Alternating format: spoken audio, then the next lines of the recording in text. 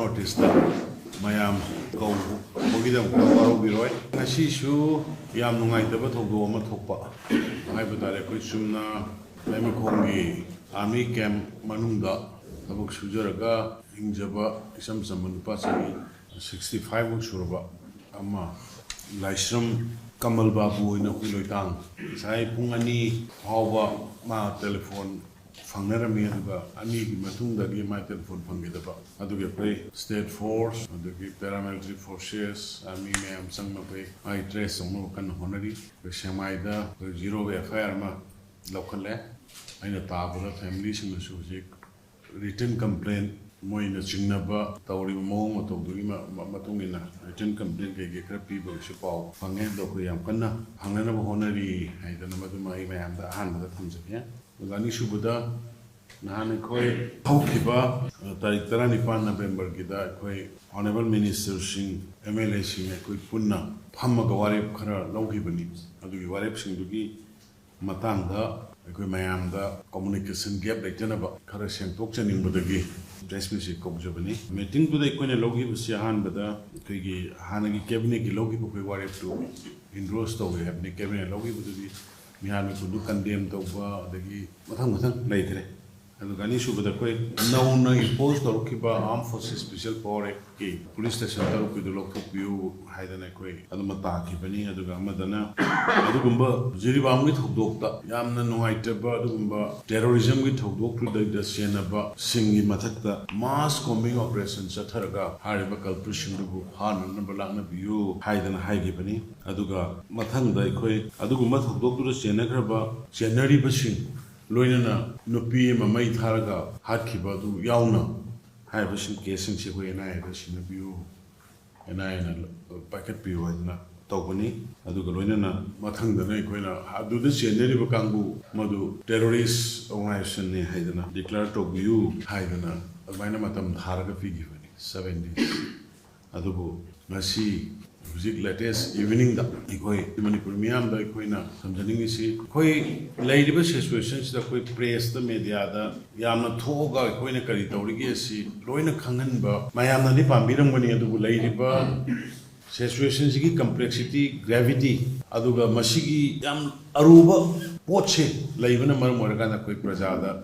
matam gi oina ikoi na yam toina koi interact over khanganba ngamde maramdi Kangan Bayadaba, Nuaitaba port, labor the gate. Atrani Pansur, what of Roxan Mayam, computer winning. I go in a head comments in a Kanom Tony and a head of Horrible. Kanom Tori and a head of Horrible, the Madu Sabotes, don't never mean a machine Yamalang Topanina. I call you Masi Yaringa, made the arguments in Noxing show. Unaba, see a yam rarely, Unabani, Madu mind Tobigano, Madam D. Was it Tonga River Togomayam, Simayam, and a computer? Land Kamnari need Tonga in Harakanda, Mapam do the video Taraga, live Taraga, Tobogi Mong, Senabi, Adum evidence Masana, don't be never got over the Monta, the Wimong to like anybody. On the highway, Mayam Sepakitan, Sigi issues, I am the complex idea, said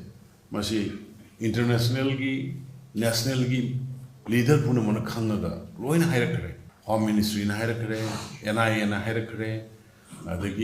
Even Bhattacharya in the party ki Chawharba political party ki president even city the Europe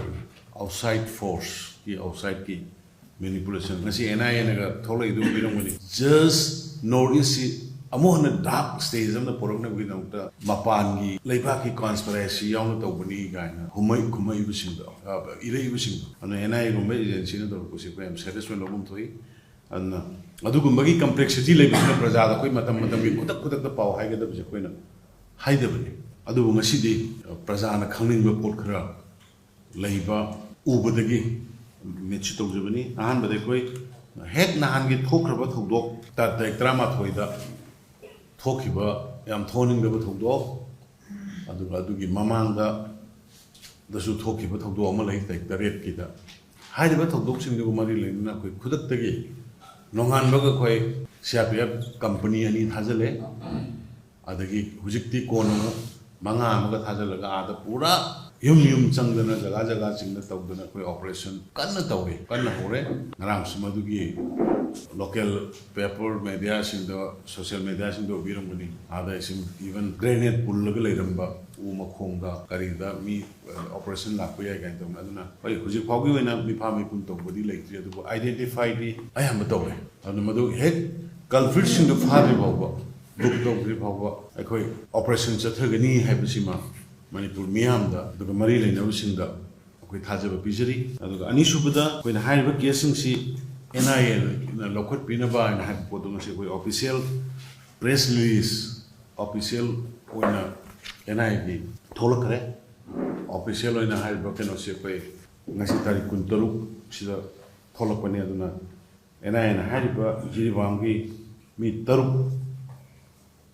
Pick Ibangamasa Yauna Napi Sing Hard Kiba terrorism with Doctor and anti-terror agency. Re-registered away NIA Mogi Pira users Mogi Nuhaitaba Moina Togok to Yama terror Gimo, terrorist Gimo, but when have she Mogi ideas the Mogi press release the Pali on a high river casing a sea NIA and locally seen as Hagi Brobercada, my Ani my Jaga first instance the Shiva rocket launcher capsule laga subject to report ni hojik ma confirm na chai adu capsule laga mai chak ko sidiba ni du ne join oina aduga moi taru taugiba yam tamthina angang masa nupi sidu all laga taugiba du bidu bane adu giduma punna FIR laure SOP adu FIR ani aduga amana nupi ma mar nupi ma May Targa to Bidu my low way, Haidana, Madugi, Potumaga, later Dunan, with your Quina and the Moina locality apart. Ohum, she have baby came the attack Doraga, Matung the Moitaramatoi. So, Media Tarani Haidu, an official the Moitara Marini Hai, Taramangani Hai, Canpantabum, the other book, sport the dead body Pangba, Moitaragi winner, Adugi case to Maga, Enayana. Local Haidana Matuki Potumai Nashi official city Delhi the Lacre Aduna Sigi Pause Manipurgi Miamna Yam no item of talk about Todo Webana Equi Tanning and Galay, Conning and Galay, Shindugi do Nashigi Medias from Dr. Karamana me identified Organda Fanana Tanarakanda Madugi even Mogi procedure wanted log talking about Madugu question of Madugi security, secrecy maintained over confidential maintained over Matuina Madugi, Kamai log Pokibano, Kamui Maming Kanakano have to do at the moment I cannot expose it, but on the high possible confidential with Madugu identified Togo crime to the scene of Kambusing identified over and I and a whole episode. I am the Manipugimiam the Press case in Oxy Kotanga, a appeal to the